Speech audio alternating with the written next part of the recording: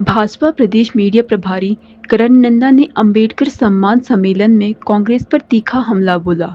उन्होंने कहा कि कांग्रेस ने सत्ता बचाने के लिए संविधान को हथियार बनाया और आपातकाल के दौरान उनकी आत्मा को कुचल दिया।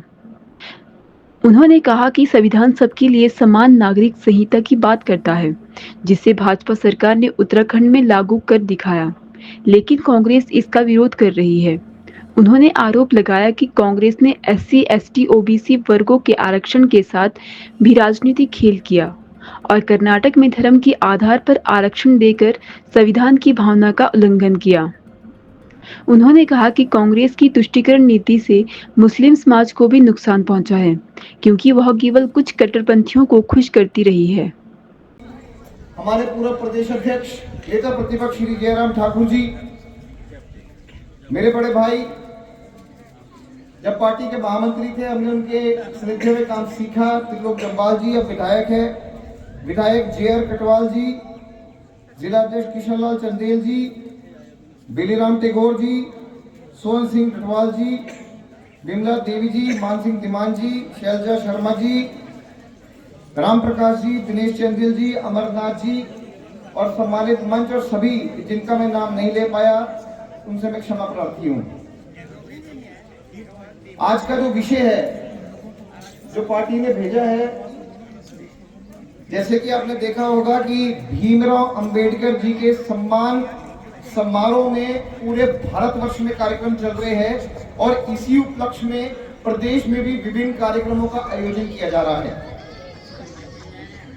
इसी कड़ी में आज जिला बिलासपुर का ये कार्यक्रम है और जिला बिलासपुर में हम अंबेडकर जी को श्रद्धांजलि भी देते हैं और साथ में उनके बनाए संविधान को नमन भी करते हैं।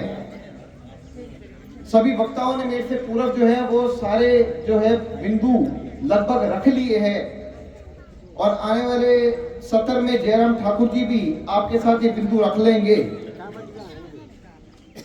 मैं सिर्फ इतना कहना चाहता हूं, कम शब्दों में मैं अपना विषय लेना चाहूंगा क्योंकि मुख्य वक्ता के रूप में जयराम जी को आप सुनने आए हैं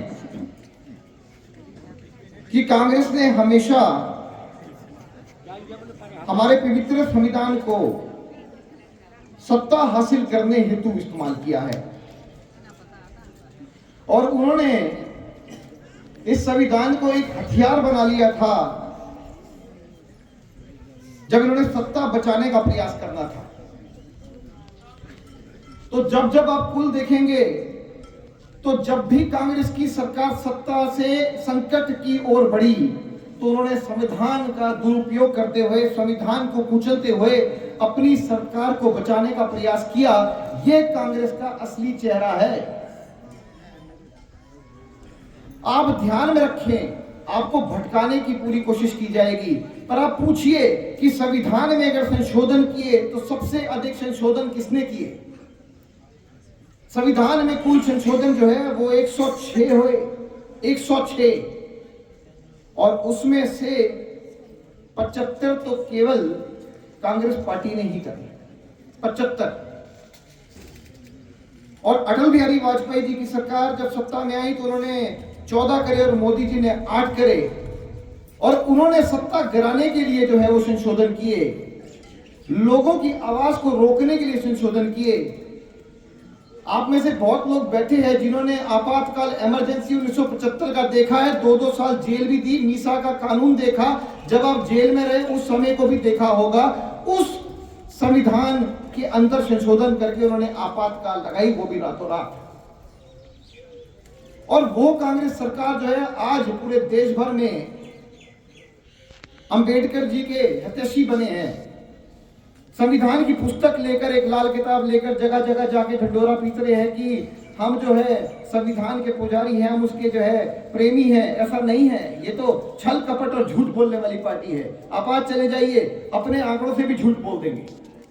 अब उत्तराखंड राज्य है हमारे साथ, लगता है भारतीय जनता पार्टी की सरकार वहां पे स्थापित है और वहां पे जो है वो सेक्युलर सिविल कोड जो है यानी समान नागरिकता संहिता उसको लागू कर दिया है और डंके की चोट पे कर दिया है।